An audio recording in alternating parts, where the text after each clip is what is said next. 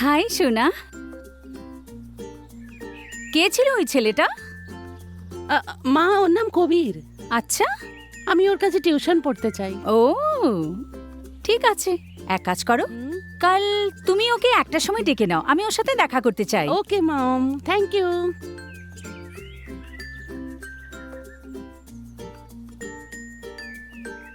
Hello. Hello, Kabir sir. হ্যাঁ বলো Sonia. Sir, আমি আপনার কাছে টিউশন পড়তে চাই। হ্যাঁ আমার মা আপনার সাথে দেখা করতে চায়। ঠিক আছে, কাল দুপুরে আমি একটা সময় আসছি। Okay okay, thank you so much sir. চলো বাই। বাই। মা, কাল উনি একটার সময় আসবেন। ঠিক আছে।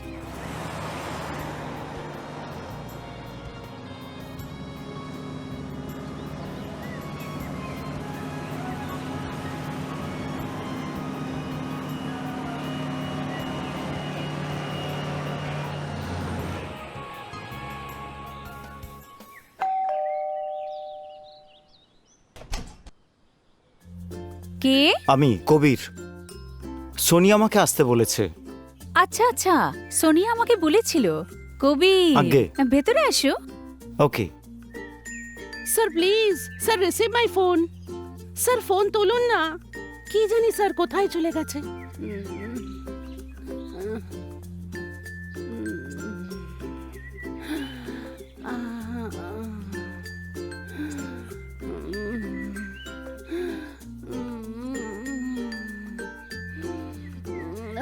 স্যার,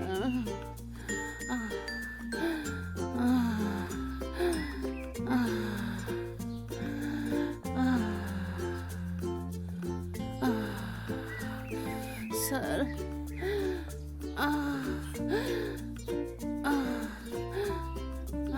স্যার,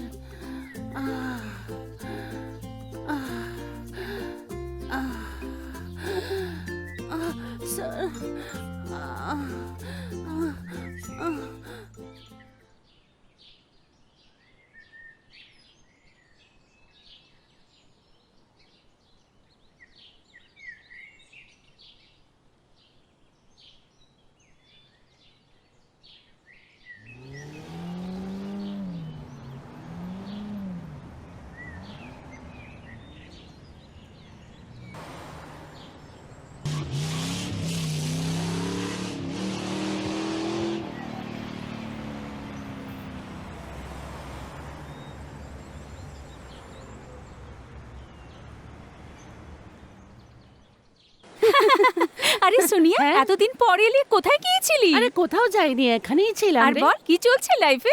নতুন কিছু নয় রিয়া, জানিস আমি একটা নতুন স্যার রেখেছি যে আমাকে প্রাইভেট টিউশন দেয়। আচ্ছা, ওকে। ওই যে মিস্টার কবির, যিনি আগে আমাদের কলেজে পড়াতেন।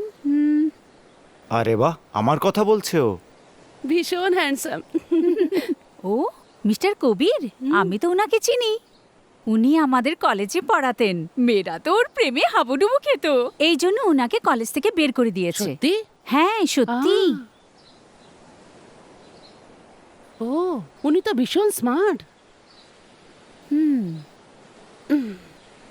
হাই সোনিয়া। Fine sir. চলো, আজকে আমাদের টিউশনের প্রথম দিন, চলো একটু লেখাপড়া করা ওকে, যাক। চলুন স্যার। চলো। কি ব্যাপার, মেয়েটা তো এখনো এলো না? দেখো সোনিয়া, আজ আমাদের প্রথম দিন পড়ার। আচ্ছা স্যার। তাহলে আমরা চ্যাপ্টার 4 থেকে শুরু করি। ওকে কিন্তু স্যার আমি 1 থেকে 4 অবধি পারি, এর আগে আমাকে পড়ান না। সোনিয়া, আজ আমার কিছু জরুরি কাজ মনে পড়ে গেছে, তো আজকের পড়াটা আমরা এখানে শেষ করি। ঠিক আছে, আমি ঠিক আসছি। আছে sir, bye. Bye bye sir. আমার মনে হয় একেই আমার জালে ফাঁসাতে হবে, তখনই আমার কাজটা পুরো হবে। আমার সৎ মাকে যখন সরাতে পারবে, তখনই আমার সম্পত্তি আমার হাতে আসবে।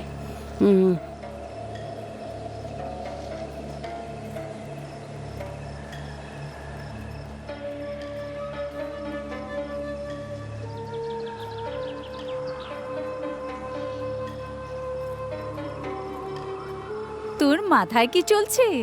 হ্যাঁ, তুই প্রেমে তো পড়ে যাসনি না?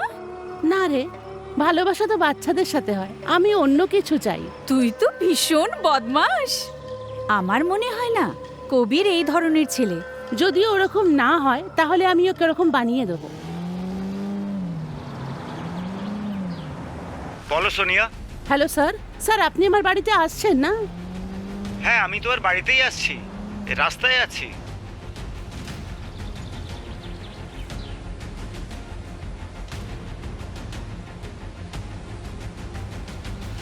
হাই সোনিয়া, তুমি কি বাইরে যাচ্ছ কোথায়?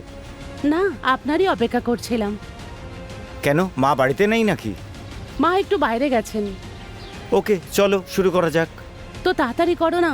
কি বলছো? আমি পড়াশোনার কথা বলছি। কিন্তু স্যার আজ পড়াশোনার মুড নেই। তাহলে কি করার মুড আছে বলো?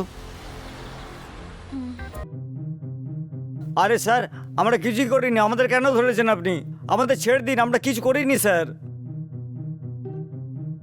হ্যাঁ, চুপ করে বস।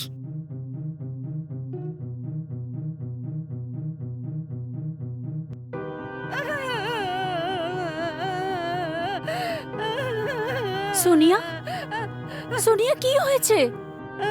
কি হয়েছে? কেন কাঁদছো? বলো আমাকে সোনিয়া, আমাকে বলো কি হয়েছে তোর? মা, কবির আমার রেপ করে দিয়েছে।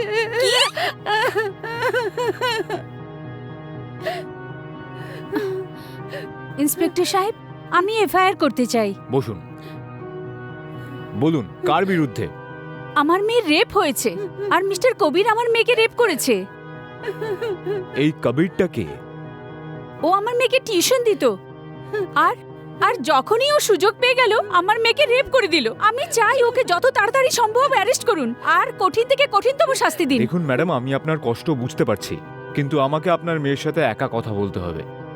হ্যাঁ ঠিক আছে সোনিয়া, ইন্সপেক্টর সাহেব যা জিজ্ঞেস করবেন তার সঠিক উত্তর দিও, সবকিছু বলবে। আমি বাইরে অপেক্ষা করছি।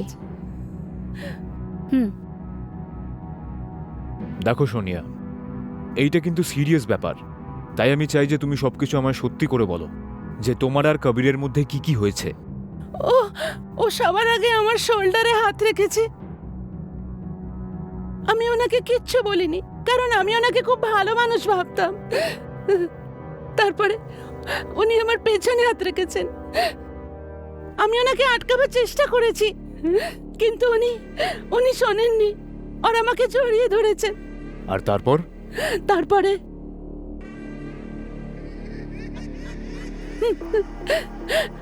আমি ওনাকে অনেক সরাবার চেষ্টা করেছি, কিন্তু উনি।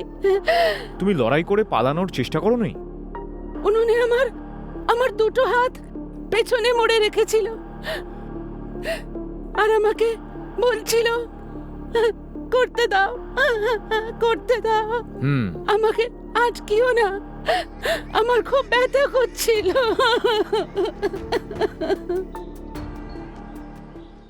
সব ছাত্ররা আমার থেকে টিউশন নেওয়া বন্ধ করে দিয়েছে। বুঝতে পারছি না কি যে করব আমি। শুধু একটাই স্টুডেন্ট বেঁচে আছে আমার কাছে। কবির, তুই জানিস যে সোনিয়া তোর বিরুদ্ধে রেপ কেস লেখাতে গেছে? আর তুই জানিস সোনিয়ার মায়ের কাছে প্রচুর টাকা আছে, ও বোধহয় তোকে জেল পাঠানোর বন্দোবস্ত করেও ফেলেছে। জানি ভাই আমি, কিন্তু আমি নির্দোষ। কিন্তু ভাই, জানি না আমার কথা কে শুনবে। ব্যাস শুধু তুই আমার ভরসা। আমি সাহায্য করলে কি হবে? তোর একটা ভালো উকিলের প্রয়োজন। ইন্সপেক্টর সাহেব, আমি যে কমপ্লেন্ট লিখিয়েছিলাম সেটার কি হলো? আমি কবিরকে ডেকেছি। আমার মেয়ের রেপ হয়েছে আর এখন পর্যন্ত আপনি কিছু করেননি? কবে অপরাধীকে ধরবেন? আমি আমাদের কাজ করছি। কিন্তু তার জন্য এতটা সময়? যত টাকার দরকার হয় আমি দিতে রাজি আছি। দেখুন ম্যাডাম, আপনি পয়সার কথা বলবেন না। দেখুন, আমরা ন্যায়ের পথে হেঁটে কাজ করি। ঠিক আছে সোনিয়া, তুমি একদম ঘাবড়াবে না। ইন্সপেক্টর সাহেব ওনার কাজ করছেন, আমি একটু বাইরে ঘুরে আসছি। ঠিক আছে? ওকে। দেখো সোনিয়া, তুমি ঘাবড়ে যেও না। তুমি শুধু এটা বলো তোমায় কে বিরক্ত করছে। আমি চেষ্টা করব ওকে শাস্তি দেওয়ার। ও আমাকে ফোন করে ধমকি দিচ্ছিল। একবারও অন্য মেয়েকে দিয়ে ফোন করিয়ে এই কেসটা ফেরত নেওয়ার কথা বলছিল, কিন্তু আমি কি করব স্যার? ও আমাকে সব সময় চাপ দেয় কি আমি এই কেসটা ফেরত নিয়ে নিই।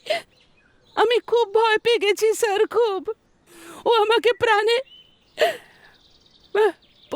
প্রাণে মেরে দেবার ধমকি দিয়েছে। আপনি কিছু করুন স্যার। যাই হোক না কেন, খুব খারাপ হয়েছে রানে। যদি কিছু ফিজিক্যাল এভিডেন্স পাওয়া যেত তো। স্যার বোধহয় ফিজিক্যাল এভিডেন্স পাবো না। হুম, হতে পারে এই মেয়েটা মিথ্যে কথা বলছে। এরকম কেন মনে হচ্ছে তোমার রানে? স্যার আমি কবিরকে খুব ভালোভাবে জানি। অনেক মেয়েরা ওর গায়ে পড়ার চেষ্টা করেছে, আর বোধহয় একেও মানা করে দিয়েছে, আর এ প্রতিশোধ নিতে চায়। রানে, তুমি মন থেকে কম আর মাথা দিয়ে বেশি চিন্তা করো। কালকে আমি যাব সোনিয়ার পাড়ার লোকেদের আর বন্ধুদের সঙ্গে কথা বলবো।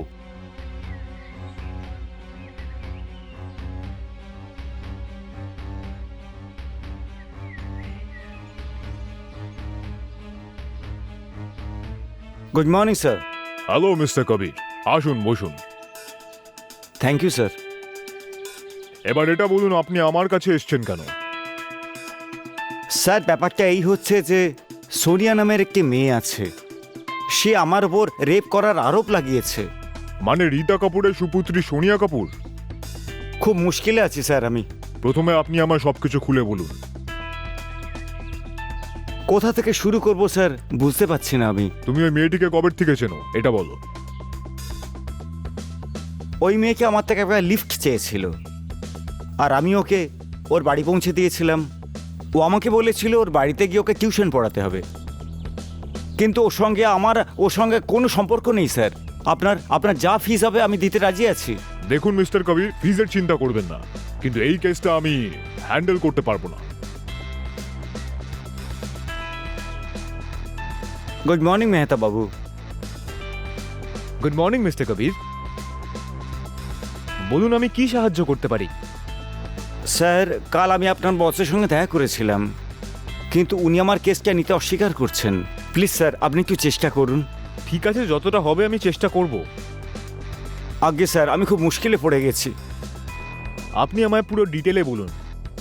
কি যে করব স্যার, আমি কিছুই বুঝতে পারছি না স্যার। ঠিক আছে কবির, এই ব্যাপারে আমি আমার বসের সাথে কথা বলছি। স্যার আমি আপনার বসের সঙ্গে কথা বলেছি, কিন্তু উনি আমার কথা শুনতে রাজি নন।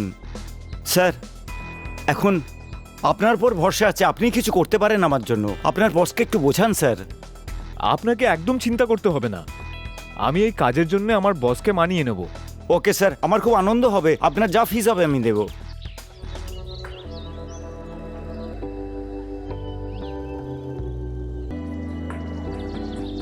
কি রে বে, অনেক মেয়েদের নিয়ে খুব ঘোরাচ্ছিস না?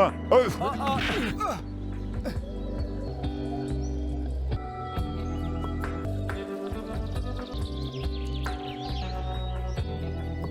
আরে এই তোমার মাথায়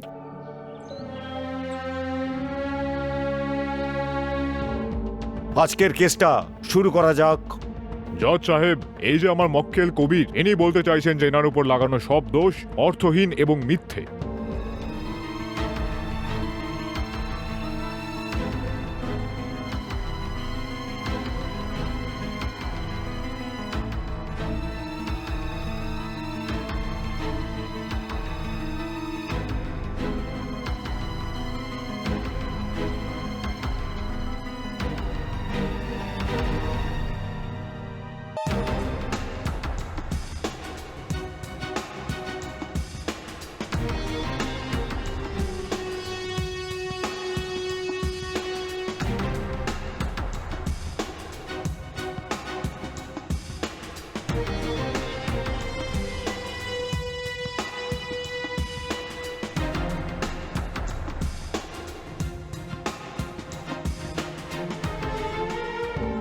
মিস সোনিয়া, আপনার আর কবিরের ডিএনএ টেস্ট করা হবে।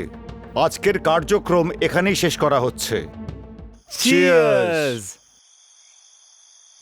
মিস্টার কবির, এবার তো তোমার সব টেনশন শেষ হয়ে গেছে, এখন আর কিসের দুঃখ আছে? খুশি তো হয়েছি মেহতা সাহেব, কিন্তু এখন ভাবছি কি যে করব।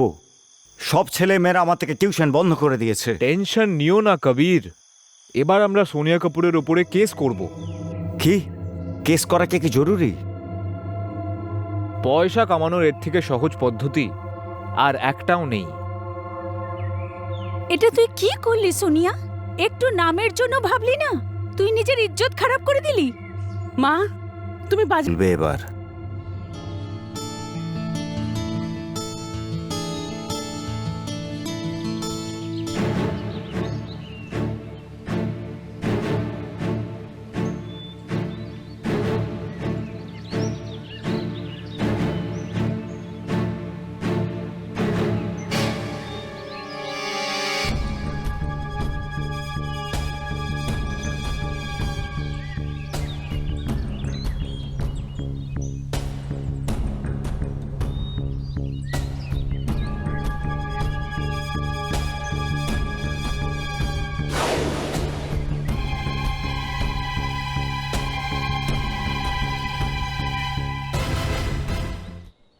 এ তো এর বিরুদ্ধে কমপ্লেন লিখিয়েছিল, এর সাথে দেখা করছে কেন?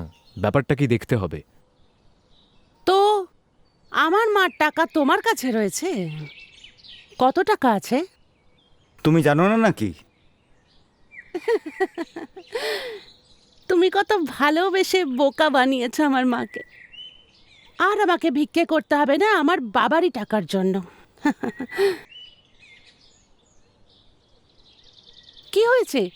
কি প্রবলেম হয়েছে? তুমি তো আমাকে ভয় পাইয়ে দিয়েছিলে। শুধু এটা বলো, এখানে ডেকেছো কেন তুমি? যদি পুলিশের লোক দেখতে পায় খুব মুশকিল হয়ে যাবে। হ্যাঁ হ্যাঁ, আমি পাগল হয়ে গেছি। তাহলে 90 কোটি টাকা যদি 3 জনের মধ্যে ভাগ করা যায় তো কত হবে বল? কি কবির? তুমি কি এটাকে মজা পেয়েছো? তুমি কি ভাবছো সব শেষ হয়ে গেছে? এখনো কিছু শেষ হয়নি, অ্যান্ড আই এম সিরিয়াস। এখন আমরা দেখা করব না। স্যার, ওরা বড়ভাবে আমাদের বোকা বানিয়েছে। কি? এটা তুমি কি বলছো রানে? হ্যাঁ স্যার, ওরা 3 জন মিলে আমাদের বোকা বানিয়েছে। 3 জন? কবির, কিরণ আর সোনিয়া। কিন্তু সোনিয়া এমন কেন করবে? কারণ স্যার, যতক্ষণ না ও 21 সালের হবে ততদিন ওর বাবার 25 লাখের উপরে ব্যবহার করতে পারবে না। তাহলে সেই জন্য মেয়েটা এই প্ল্যান করেছে? হ্যাঁ স্যার, আমি ওর অ্যাকাউন্টও চেক করেছি, কবিরের। ওর অ্যাকাউন্টে মোটামুটি 90 কোটি টাকা আছে। ও গোয়াতে একটা ফ্ল্যাটও নিয়েছে, আর ও ওর গাড়ির ডাউন পেমেন্টও করেছে।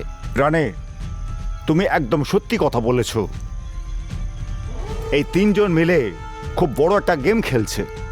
তাহলে স্যার, আমরা ওদেরকে গ্রেফতার কেন করছি না? কারণ আমাদের কাছে কোনো সঠিক প্রমাণ নেই।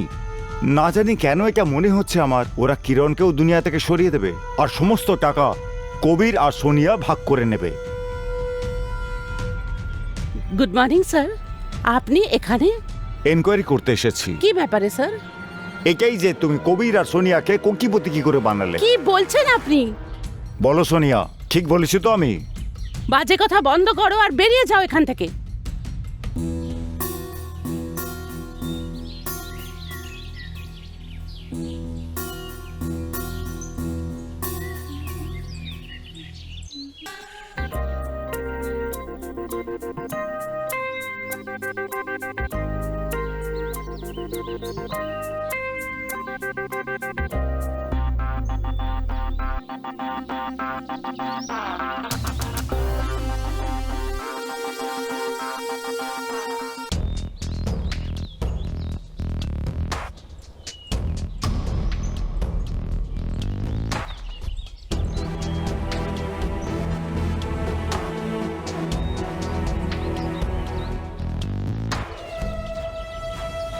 পুরো ব্যাপারটা তো গন্ডগোল লাগছে।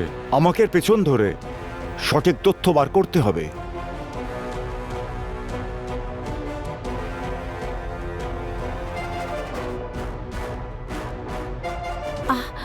আপনি আর এখানে? তোমাকে সাহায্য করতে এসেছি। ফালতু কথাবার্তা বন্ধ করো প্লিজ। তোমার বন্ধু কবির বাবু গোয়াতে গাড়ি আর জমি কিনেছে আর পুরো পয়সাটা আননোন অ্যাকাউন্টে ট্রান্সফার করে দিয়েছে। তোমার কি মনে হয় কবির আর সোনিয়া তোমার জন্য টাকা পয়সা রাখবে? আমার মতে তুমি এখন কড়া নজর রেখো। তুমি একদম ফালতু কথাবার্তা বলছো। একজনের থেকে 2 জন ভালো হয়, কিন্তু 3 জন যখন আসে কাজটা নষ্ট হয়ে যায়। আমি এটা চাই না যে তুমি আবার জেলে যাও কিরণ। ও সত্যি কথা বলছে না তো? এক্ষুনি খবর নিচ্ছে।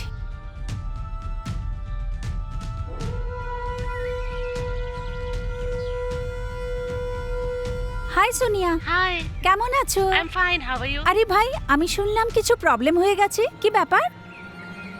কিছু হয়নি রে, কালকে ওই কবির ধমকি দিচ্ছিল। কি সত্যি? সত্যি রে। আরে কিরণ, কি করি আমি বল না? আরে ও কিছু উল্টোপাল্টা করবে না তো? না না না না, একদম না। চল আমরা সুইমিং পুলে দেখা করি। ঠিক আছে, তো কাল দেখা করব। কিছু একটা গড়বড় হচ্ছে। হ্যাঁ তো কিরণ বলো, হ্যাঁ, আমাকে এখানে কেন রেখেছো? আমি তোকে এই জন্য এখানে ডেকেছি কারণ আমার ভীষণ ভয় লাগছে। জানি না কার উপর ভরসা করব। তুই আমার উপর ভরসা করতে পারিস।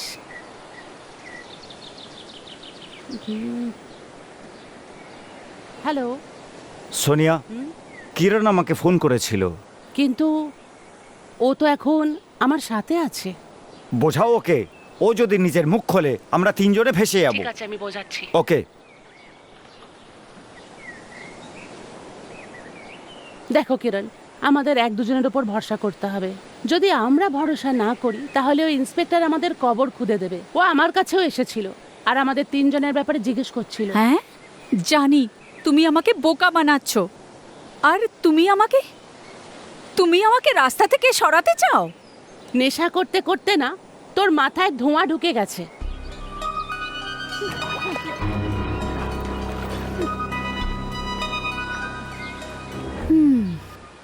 মনে হচ্ছে এদের থেকে কেয়ারফুল থাকতে হবে।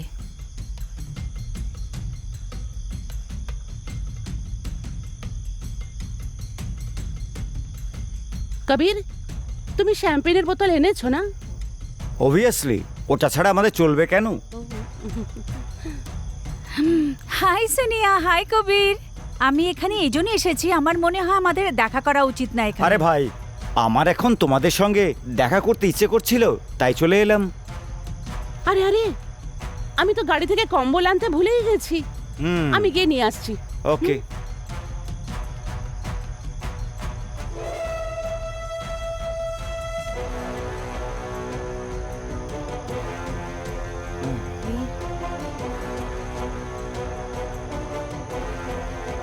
হাই কিরণ, সত্যি তুমি অপরূপ সুন্দরী কিন্তু।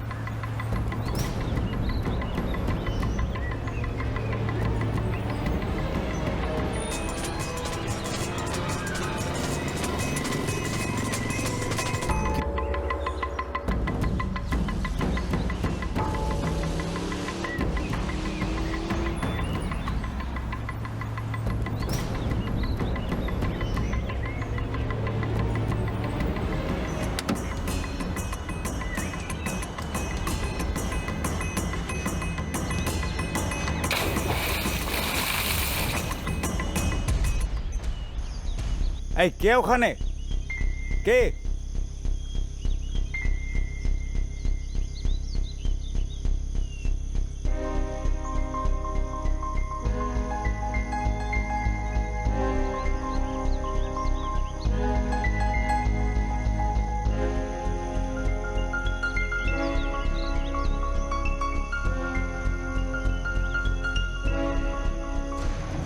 ইন্সপেক্টর, এইভাবে লোকের বাড়িতে ঢুকতে নেই কিন্তু।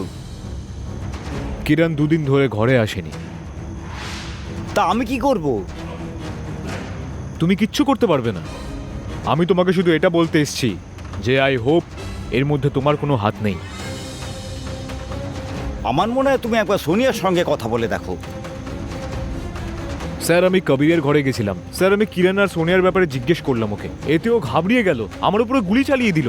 আমিও গুলি চালালাম নিজেকে বাঁচাতে, ও মরে গেল স্যার।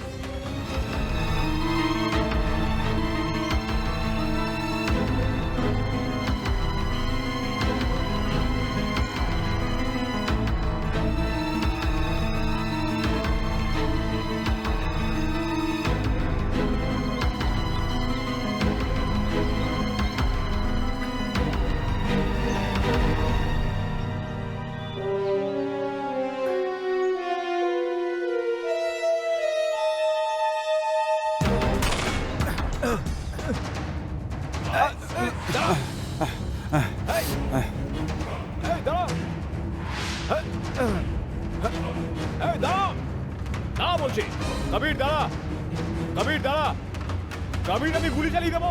কবির, কবির, কবির,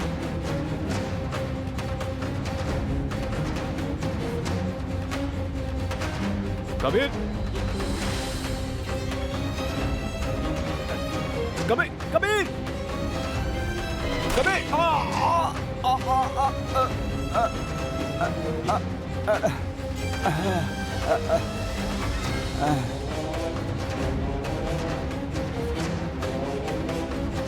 কাকে জিজ্ঞেস করে তুমি কবিরের বাড়িতে গিয়েছিলে? তুমি কি আমার পারমিশন নিয়েছিলে? না স্যার, আমি ক্ষমা চাইছি। ক্ষমার কথা নয় এটা।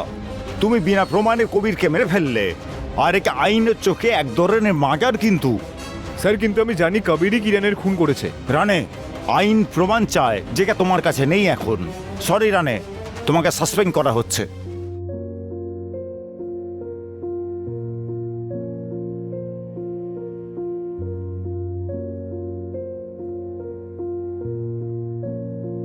আচ্ছা রানে, এতে তো আমার কোনো হাত নেই, তাহলে কার হাত?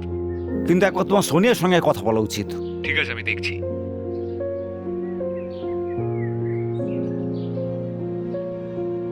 আচ্ছা রানে, আজ হঠাৎ তুমি এখানে কি করে এলে? এই জন্য আসলাম যে যেমন তুমি কবিরকে সরিয়ে দিয়েছো, ওরকম আমাকেও। কি তোমার এরকম মনে হয় আমি এরকম করতে পারি? যেই মেয়ে নিজের মায়ের সাথে বিশ্বাসঘাত করতে পারে, সে যা ইচ্ছা করতে পারে। রানে, যদি তুমি আমার সাথ দাও না, তাহলে আমি তোমাকে লাখপতি বানিয়ে দেবো। হুম। হুম।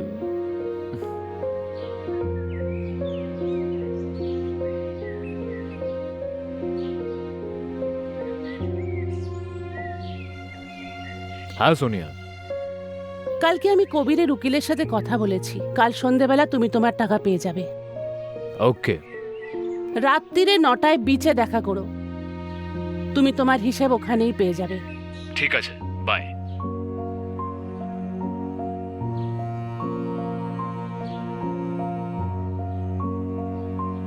এও আমার রাস্তা থেকে সরিয়ে যাবে আর আমি মালিক হয়ে যাব।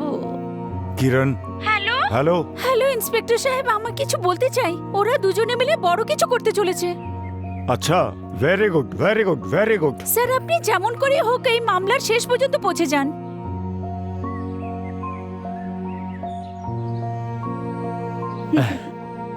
ঠিক সময় এসেছো তুমি।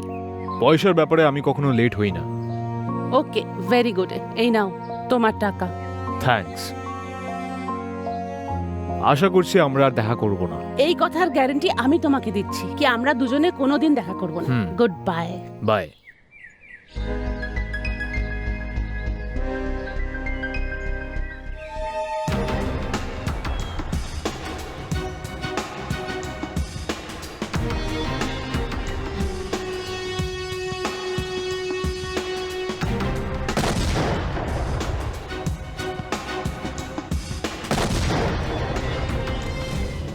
এইভাবে আমার প্ল্যান পুরো হয়েছে। সবার আগে আমি কবিরকে ফাঁসিয়েছি আর ওর ওপরে রেপের অভিযোগ লাগিয়েছি। ওর সাথে মিশে আমি আমার সৎ মাকে মারিয়ে দিয়েছি। তারপরে কবির, কিরণ আর আমি মিলে আমার মাকে মারিয়ে দিয়েছি আর ইন্সপেক্টরকে পয়সার লোভ দিয়েছি আর ওকেও ফাঁসিয়ে দিয়েছি। এক এক করে আমি সবাইকে রাস্তা থেকে হাঁটিয়ে দিয়েছি। আর এইভাবে আমি আমার প্ল্যানে সফল হয়ে গেছি। আর এইভাবে আমি সমস্ত সম্পত্তির মালিক হয়ে গেছি।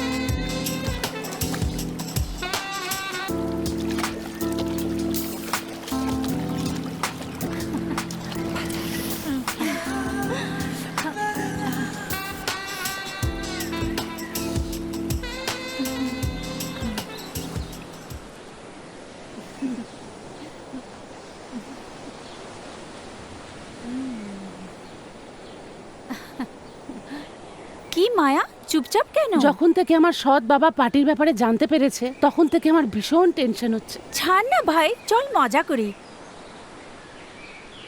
চল।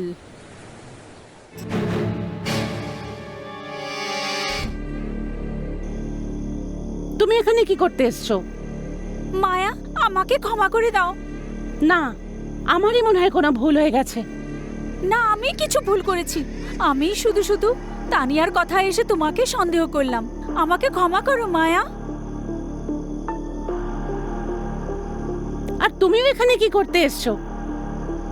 ভাবলাম কলেজের জন্য কোনো নতুন কাহিনী পেয়ে যাই, এই জন্য আমি এখানে তোমার সঙ্গে দেখা করতে চলে এলাম। সত্যি তুমি একদম বাজে মেয়ে। আচ্ছা, তাহলে বলো কিভাবে মিস্টার মিত্তালকে তোমার মা ফাঁসালো? হ্যাঁ, আমার মনে হয় তোমার এখান থেকে চলে যাওয়া উচিত। তুমি তোমার বন্ধুদের বোকা বানাতে পারো, কিন্তু আমাকে নয়। জানিস তো তুই কোথা থেকে এসেছিস? ওই নোংরা বস্তি থেকে, কিন্তু এখন পর্যন্ত নিজেকে ওই বস্তি থেকে বেরিয়ে করতে পারিসনি। মিস মায়া এসে গেছে রং ঢালতে।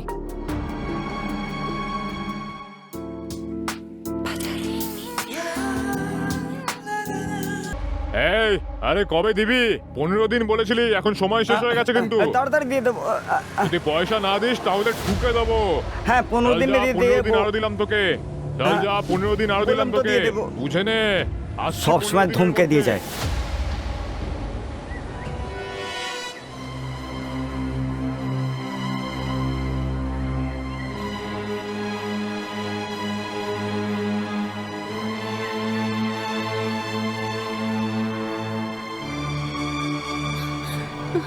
কি হয়েছে বাবা? কিছু নয় মা, ওই লোকটা কে ছিল? তুমি এইসব ব্যাপারে ভেবো না তো।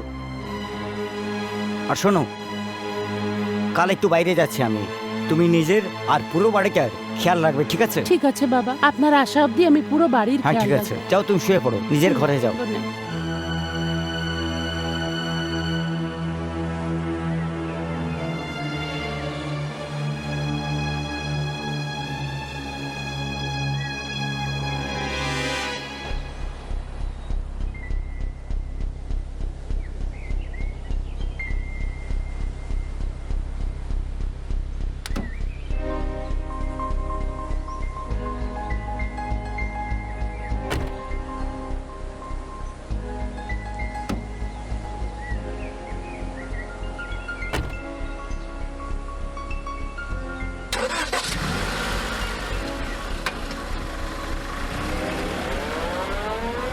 বুটা, আজ তোর শেষ দিন।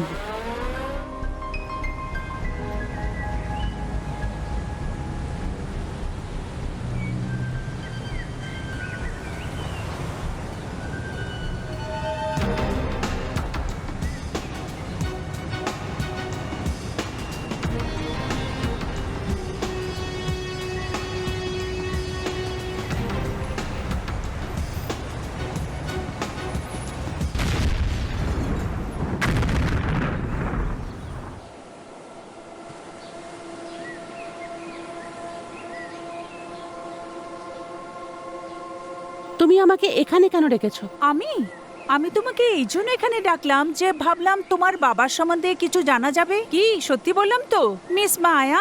চুপ কর আর নিজের মুখ বন্ধ কর। আচ্ছা, তাহলে বলো তোমার বাবার অ্যাক্সিডেন্ট হয়েছিল না কোনো দুর্ঘটনা? আমার মনে হয় তোমার এখান থেকে চলে যাওয়া উচিত। দেখো মায়া, তুমি নিজেকে বেশি চালাক ভেবো না। তুমি জানো না আমাকে, কিন্তু এটা আমি জানি যে তোমার বাবার অ্যাক্সিডেন্ট হয়নি। আর আমি এটাও জানি যে ওনার মৃত্যুর পেছনে তোমার হাত আছে। কি মিস মায়া? কোনো সাহেব এসেছেন? হ্যাঁ, আসছি। যাদব, ইয়েস স্যার, ওই খাড়িতে গিয়ে একটু দেখো তো। হ্যাঁ স্যার, ওখানে নিশ্চয়ই কিছু পাবে। হ্যালো অফিসার, এই নিন আমার কার্ড। আচ্ছা, তাহলে তুমি ইন্স্যুরেন্স এজেন্ট? হ্যাঁ, যদি আমি অ্যাক্সিডেন্টের ব্যাপারে কিছু জিজ্ঞেস করি আপনার খারাপ লাগবে না তো? হ্যাঁ, লাগবে তো। অফিসার, আমরা দুজন একই টিমের, আপনি আমার সাথেই আছেন। না, এই কেসটা এখনই সলভ করে আমি নিজের বাড়ি যেতে চাইছি। আর একটা মরা মানুষকে তুমি জ্যান্ত করতে চাইছো। একদমই না অফিসার, আমি তো শুধু এইটুকু জানতে চাই যে এই অ্যাক্সিডেন্টটা হলো কি খুব করে। সাধারণ একটা ব্যাপার ছিল। একটা লোক নিজের কন্ট্রোল হারিয়ে ফেলে আর গাড়িটার অ্যাক্সিডেন্ট হয়ে যায়। এইটা কেমন সহজ কথা? যেই জিনিসটা সহজেই দেখা যায় সেটা সত্যি হয় না। এরকম কিছু হয়নি অফিসার। দেখো অফিসার, এটা পুরো আইনের ব্যাপার। অযথা তুমি এর মধ্যে পা দিও না, এতে তোমার ভালোই হবে। স্যার, কি হয়েছে? কিছু পেলে নাকি? একটা টায়ারের মধ্যে থেকে একটা ইঁদুর বেরোলো, ও তার কেটে দিয়েছিল। কি বললেন? কি সত্যি? মনে হচ্ছে কেউ জেনে শুনে ওখানে ওকে ছেড়ে দিয়েছিল। তুমি কি জানো সেটা? তোমার বাবার সঙ্গে কারোর শত্রুতা বা কোন রেষারেষি? হ্যাঁ মায়া, যেদিন তুই ওই মানুষটার সম্বন্ধে বলছিলি ওই মানুষটাই সেই না তো? তুমি কিছু বলতে চাইবে? ইনি সত্যিটা জানতে পেরে যাননি তো? এই ইন্সপেক্টর মায়াকে কি বলছে? মনে হয় আমার সন্দেহটা ঠিকই। এসবের পেছনে মায়ের হাত তো নেই, কারণ ওর সৎ বাবার কাছে টাকা পয়সা অনেক আছে। আমাকেই এখন কিছু করতে হবে। মিস্টার মিত্তালের উইল অনুযায়ী যতদিন তুমি না গ্র্যাজুয়েশন কমপ্লিট করছো ততদিন পর্যন্ত বছরে 25 লাখ টাকা তুমি কি পাবে। মাত্র 25 লাখ টাকা? সারা বছরের জন্য শুধু এইটুকুই? আর কোম্পানির বিলের ব্যাপারে কি লেখা আছে? মিস্টার মিত্তালের 50% অংশ কর্পোরেট ট্রাস্টের কাছে যাবে, আর সেটার দেখাশোনা বোর্ডই করতে পারবে উনার উইল অনুযায়ী। আমার মনে হয় এতে কিছু গন্ডগোল আছে। না ম্যাডাম, এরকম কিছু নয় যেরকম আপনি ভাবছেন। আর কি কি লেখা আছে বিলের ব্যাপারে? যদি মিস্টার মিত্তালের কোনো রক্তের সম্বন্ধের কোনো সম্পর্ক থাকতো তাহলে সমস্ত সম্পত্তি সে পেত, কিন্তু আসলে এরকম কিছু নেই। তাই মিস্টার মিস্টালের সমস্ত সম্পত্তি উনার পছন্দের সেই কর্পোরেট ট্রাস্টকে দেওয়া হবে। এগুলো সব বাজে কথা, এরকম হতে পারে না। এটাই তোমার সৎ বাবার শেষ ইচ্ছা ছিল। আর কি লেখা আছে? গত বছর মিস্টার মিত্তাল 100 কোটির একটা পলিসি নিয়েছিলেন, কিন্তু আমার এরকম মনে হচ্ছে যদি ওনার কোনো রক্তের সম্পর্ক না থাকে তাহলে এলআইসির সমস্ত প্রপার্টি সেই ট্রাস্টের কাছেই চলে যাবে, তুমি পাবে না। কিন্তু আমি তো ওনার মেয়ে, শুধু 25 লাখ টাকা পাবো আমি? অনেক লোক 25 লাখ টাকার মধ্যেই নিজের জীবন ভালো করে কাটিয়ে দেয়।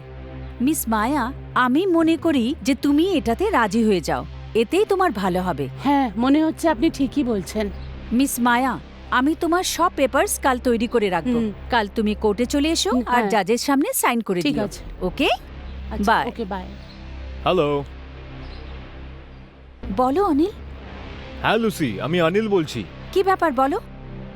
দেখো, আমি কিছু জানতে চাই মিত্তালের ব্যাপারে। কি রকম খবর? আরে কি ব্যাপার?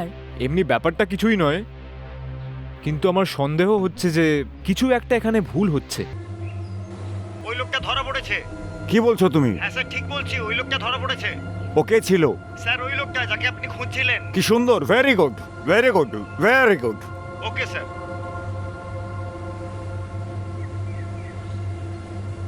Order, order.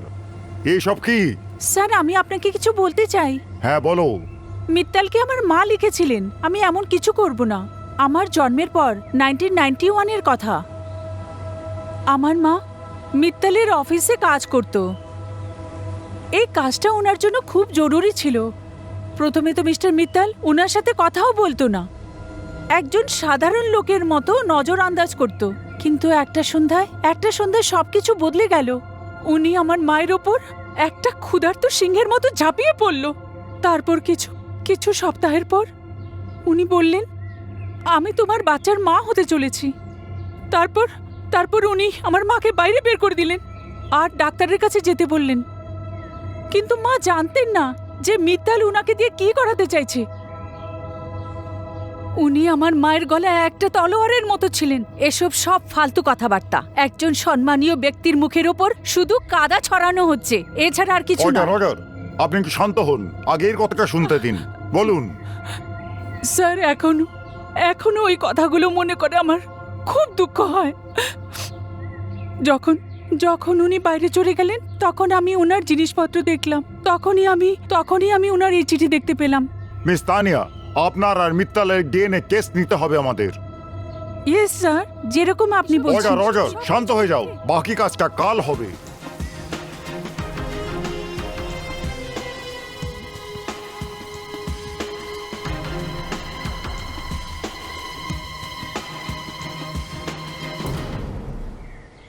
আচ্ছা, এই লাশটা ডিএনএ টেস্ট করতে হবে।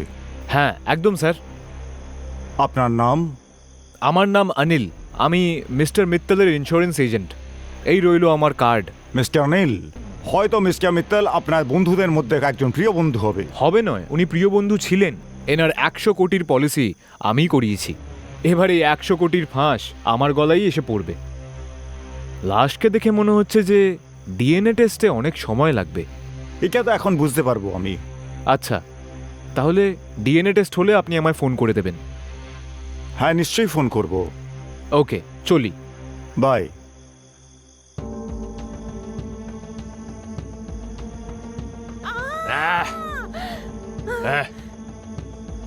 জানে মন, তুই এত চিৎকার করিস কেন?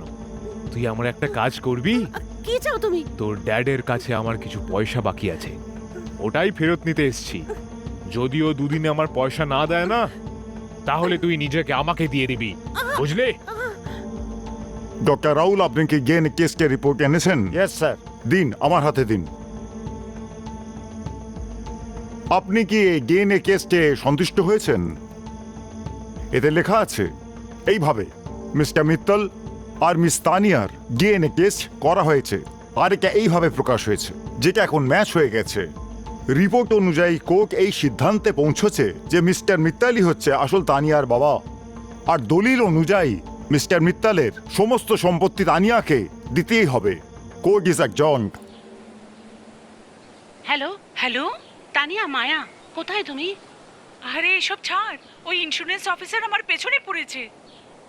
দেখো তানিয়া, তুমি চিন্তা করো না, আমি কিছু ভাবছি, ঠিক আছে? তুমি কিছু চিন্তা করো না, শুধু বসে তামাশা দেখো। তানিয়া, এখন এই খেলার মজা আসবে। হ্যালো মিস মায়া, আপনার জন্য একটা খুশির খবর আছে। কি? আপনাকে যে বিরক্ত করছো সেই লোকটা ধরা পড়েছে। সত্যি? Thank you sir. আরে এতে থ্যাংক ইউর কোনো ব্যাপার নেই, এটা তো আমার duty. Okay, bye, take care Maya. Okay sir, by.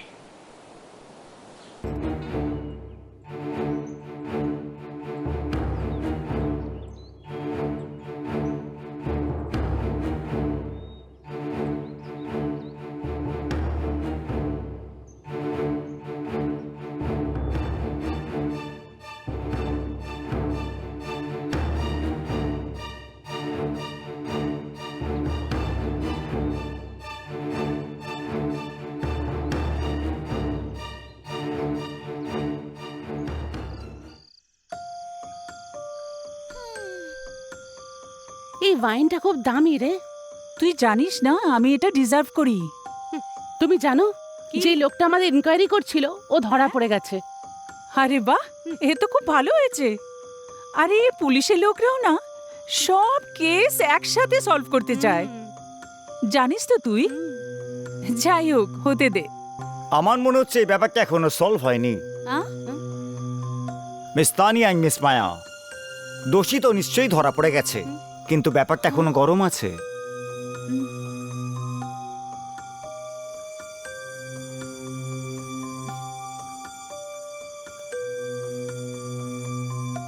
তুমি চিন্তা করা ছেড়ে দাও, টাকা ব্যাংকে আসার আগে আমরা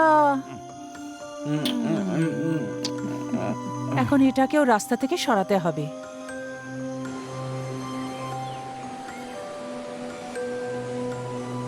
হ্যালো ম্যাম, আপনি কে? আমার নাম অনিল, আমি একটা ইন্স্যুরেন্স কোম্পানিতে কাজ করি। মিস্টার, যদি আপনি 100 কোটি টাকার প্রপার্টির কথা মিত্তালের বলছেন, তাহলে ভুল করেছেন, একদম ভুল করেছেন। কিছু জানা খুব মুশকিল। মিস্টার, এখন আমি যাব। কাল রাতটা ভালোই কেটেছে বলো। যদি ঘরে এত দামি মদের কালেকশন হয়, তাহলে নিজেকে সামলানো মুশকিল হয়ে যায়। আপনি কি বলতে চাইছেন? আমি অনেক আগে একটা কথা শিখেছিলাম, যে যতটা সোজা দেখতে লাগে তার মধ্যে ততটাই প্যাঁচ হয়। হবে। মিত্তালের মার্ডারে নিশ্চয়ই এদের হাত আছে। আমায় গভীর পর্যন্ত যেতে হবে। তানিয়া, তানিয়া, তুমি জানো ওই ইন্স্যুরেন্সওয়ালাটা এসেছিল। তাহলে তাহলে তুমি কেন এখানে এসেছো? যদি আমাদের কেউ দেখে নেয়? মিত্তালের ব্যাপারে জিজ্ঞেস করছিল আর ওয়াইনের ব্যাপারে জিজ্ঞেস করছিল। তাহলে? আরে ও পুলিশের কাছে যায়নি তো? আরে ও পুলিশদের কাছে কেন যাবে? ওর কাছে কি প্রমাণ আছে? যদিও প্রমাণ পেয়ে যায় তাহলে আমরা ফেঁসে যেতে পারি। আমার সোনা, তুমি তোমার ছোট্ট প্রাণটাকে কষ্ট দিও না, টেনশন নিও না, আমি সব ঠিক করে দেব। ডক্টর, আমি কি একটা জিনিস জিজ্ঞেস করতে পারি? বলুন, কি জানতে চান? মিস্টার মিত্তালের হেলথে কোনো প্রবলেম ছিল না। ওনার বয়স ছিল 52, লো কোলেস্ট্রল, বুকে কোনো প্রবলেম নেই, তাও এরকম কি করে হতে পারে? সেই ব্যাপারটা নিয়ে আমিও খুব চিন্তিত যে ওই মানুষটা আর বেঁচে নেই এখন। আরেকটা কথা ডক্টর, ইয়েস, একটা মানুষের স্বাস্থ্যে একটা ছোট্ট ফেভারে মানুষটার উপরে কি এফেক্ট পড়তে পারে? প্রত্যেকটা ফিভারের একটা এফেক্ট হয়। বুকের ধড়পড়ানি, কাশি, আবার কখনো চোখটাও চলে যেতে পারে। কখনো কখনো নপুংসকও। এটাও হতে পারে। 1 সেকেন্ডের জন্য যদি মেনে নিই যে মিস্টার মিত্তাল নপুংসক ছিল, তাহলে? না, এটা আমি মানতে পারবো না, আমি নিজে ওকে চেক করেছি। হ্যাঁ হ্যাঁ, আমি জানি মিস্টার মিত্তালের রিপোর্টে কোনো দাগ নেই, ঠিক আছে, আমি আবার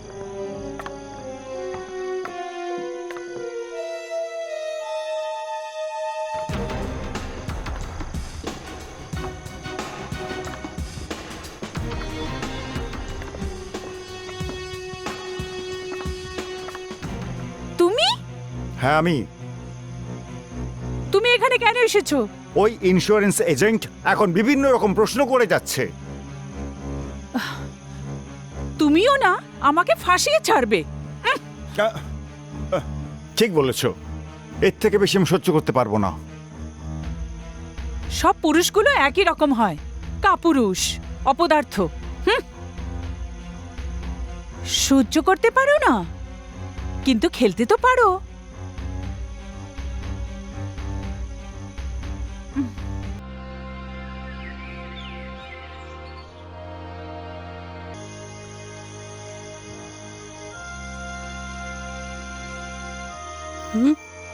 হ্যালো তানিয়া, বলো কি ব্যাপার? হ্যালো মায়া, ওই রাহুল আছে না, ভীষণ ঘাবড়ে গেছে। আরে ওই ইন্স্যুরেন্সের লোকটা না অনেক কিছু জিজ্ঞাসাবাদ করছিল। কিন্তু ও ঘাবড়ে গিয়ে কিছু ভুলভাল করবে না তো? আরে একদমই করতে পারে, ওকে রাস্তা থেকে সরাতেই হবে। তার মানে দেখ, তুই উল্টোপাল্টা কিছু করিস না। তুই বুঝতে পারছিস না কেন? আমরা ওকে অংশীদার বানাইনি। তাও আমাদের কিছু করার আগে ভাবতে হবে। দেখ, তুই কিছু করিস না, তুই শুধু বসে বসে তামাশা দেখ। ওকে, বাই।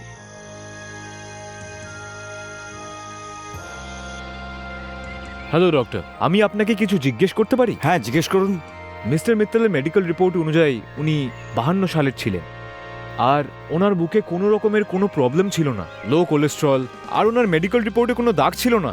এটাই তো দুঃখের কথা এখন, যে আমাদের মধ্যে নেই এখন। আরেকটা কথা জিজ্ঞেস করব, কোনো মানুষের স্বাস্থ্যের উপরে ফিভারের কি এফেক্ট হতে পারে? ও কি নপুংসক হয়ে যেতে পারে? জ্বরের এফেক্ট তো বহু ধরনের হতে পারে। বুকের ধড়ফড়ানি বেড়ে যায়, কাশি হয়, কি চোখও খারাপ হতে পারে। এর কোনো সঠিক উপায় নেই। চলি। আচ্ছা, সরি, আমি আপনার সময় বরবাদ করলাম। আমি এখন আসছি, যদি দরকার হয় আমি আবার দেখা করব। ঠিক আছে, যখন খুশি।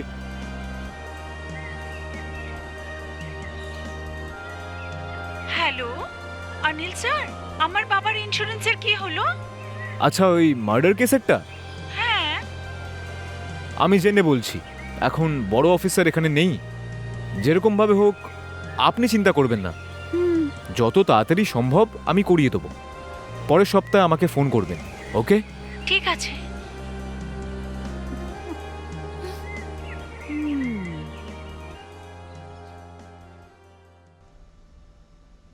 তানিয়া, এখানে সই করে দিন।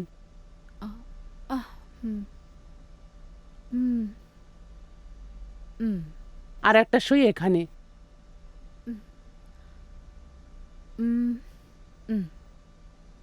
নাও, হয়ে গেছে। হুম।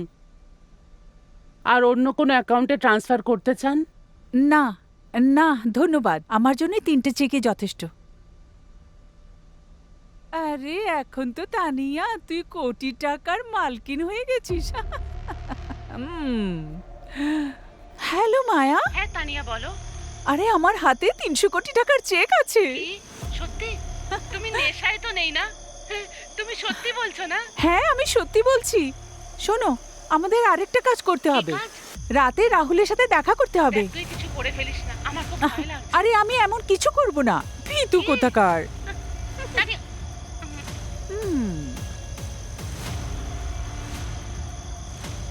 এই তানিয়া এখানে কি করছে? কিছু তো একটা ব্যাপার আছে। তানিয়া, তানিয়া, তানিয়া কোথায় তুই? আরে আমাকে জ্বালাতন করিস না। তানিয়া, তানিয়া, তানিয়া, কে? কে তুমি? তুমি তোমাকে ভয় পাইয়ে দিয়েছো তানিয়া। ভালো হয়েছে তুমি এখানে চলে এসেছো। প্লিজ চলো চলো, আমরা যাই। তুমি ভীষণ মিষ্টি, সত্যি তুমি খুব মিষ্টি।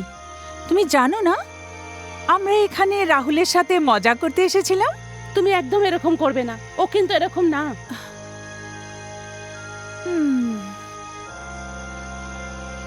এটা কি? সরাও সরাও এটাকে।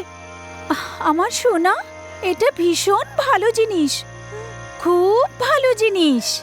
আর আজ আমি তোমাকে কিছু শেখাতে চাই, বুঝলে? ধরো এটা, একদম ভালো করে ধরো। ঠিক আছে না? এখন এটাকে এমনি করে এটাকে টিপে দাও, এইভাবে ঘোরাও। হ্যাঁ, এইভাবে ঘোরাও। এখন আস্তে আস্তে এটাকে এই ছিদ্রের মধ্যে ভরে দাও। Very good. এখন এখন এটাকে উপরে ওঠাও। এখন ওঠাও, এখন মারো। আরে বেঁচে গেল। তানিয়া, তানিয়া দাঁড়াও, তানিয়া, তানিয়া কিছু করবে না, তানিয়া দাঁড়াও। তানিয়া দাঁড়াও। রাহুল, রাহুল,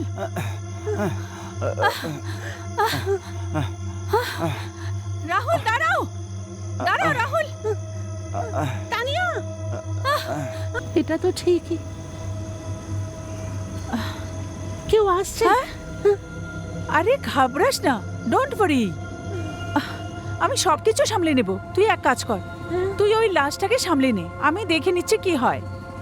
ঠিক আছে, হ্যাঁ ঠিক আছে না? হ্যাঁ ঠিক আছে।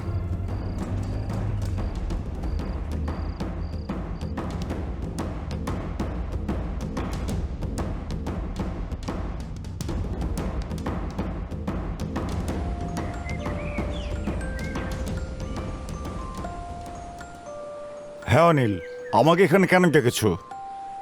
অফিসার, যদি তোমার থানায় আমি একটা মার্ডারের কেস লেখাই তাহলে? মার্ডার? হ্যাঁ, কার? ডক্টর রাহুলের। ডক্টর রাহুল? হ্যাঁ।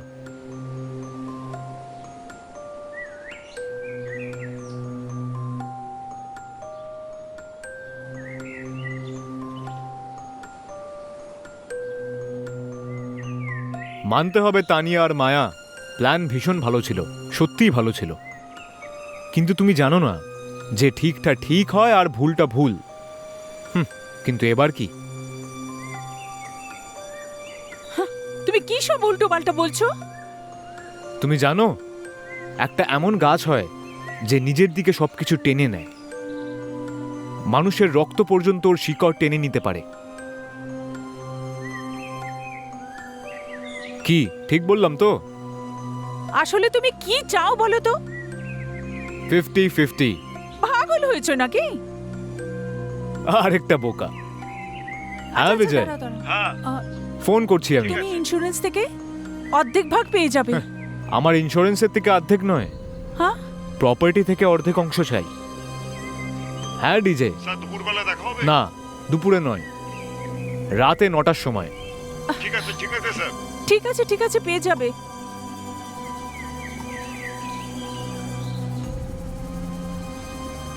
না না, আমি আমার ভাগ কাউকে দেব না।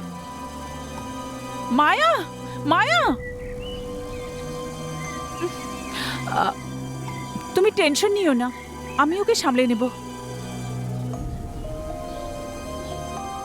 তুমি এই ইন্স্যুরেন্সের কাজ কবে থেকে করছো? 12 বছর ধরে। 12 বছর ধরে?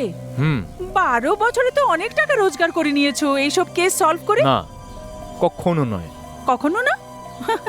সত্যি দারুণ সত্যবাদী তুমি। সত্যি কথা বলেছো। কিন্তু এখন তুমি হঠাৎ করে মন কেন পাল্টে দিলে? এই 12 বছরে কি জানি কত পয়সা পাইয়েছি। বড় লোকদের আরো বড় লোক হতে দেখেছি।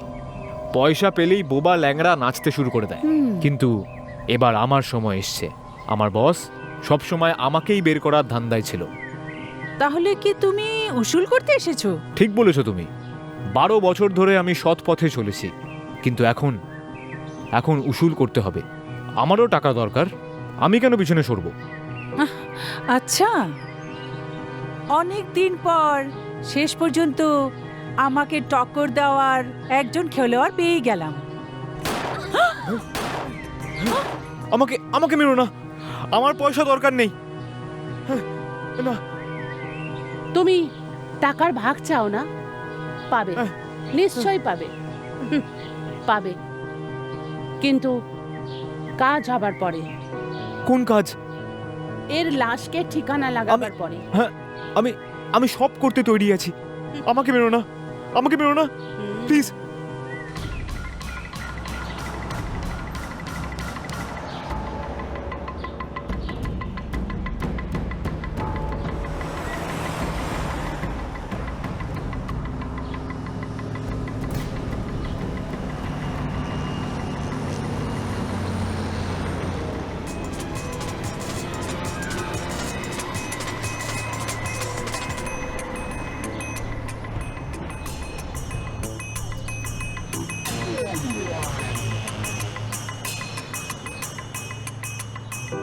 পিছনে পুলিশ। হুম। মায়া, চুপচাপ বসে থাকো, হুম, কিচ্ছু করবে না। হুম, হুম, কিচ্ছু না। কি ভাবছো তুমি?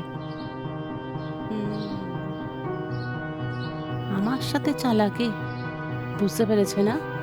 আমার নাম মায়া। মায়া, আমি যাচ্ছি। মায়া, মায়া, মায়া, তুমি কোথায় যাচ্ছ? মায়া, এটা এটা কি করছো? মায়া, শোনো। মায়া, মায়া, মায়া।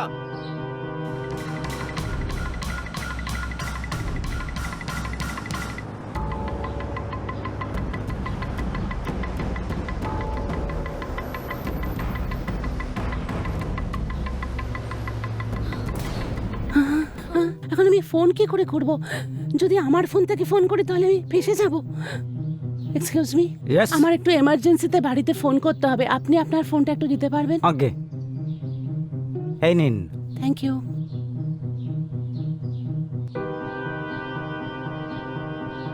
Hello hello. হ্যালো, হ্যাঁ আমি মায়া বলছি। হ্যাঁ মায়া বলো। অফিসার, গাড়িতে লাশ আছে। কি? আর আর অফিসার, গাড়ির আর নাম্বার কত? গাড়ির নাম্বার MH01 BH3143। ওকে ঠিক আছে Maya. Thank you sir, no mention. Thank you so much. সবার আগে আমি আমার সৎ বাবাকে রাস্তা থেকে সরিয়েছি, তারপরে তানিয়া আর ওর বয়ফ্রেন্ডকেও রাস্তা থেকে হাঁটিয়েছি আমি, কারণ ওরা দুজনে এসে ভীষণ ইন্টারফেয়ার করছিল। আর তারপরে আমি ডক্টর রাহুলকেও রাস্তা থেকে হাঁটিয়ে দিয়েছি। তারপরে বেঁচেছিল ওই ইন্স্যুরেন্স এজেন্ট অনিল। ওকে কি করে ছাড়তাম আমি? ওকেও আমি তানিয়ার খুনে ফাঁসিয়ে রাস্তা থেকে সরিয়ে দিয়েছি। এইভাবে আমি আমার বাবার পুরো সম্পত্তির একমাত্র মালিক হয়ে গেছি, আর আমার লক্ষ্য পুরো হয়ে গেছে।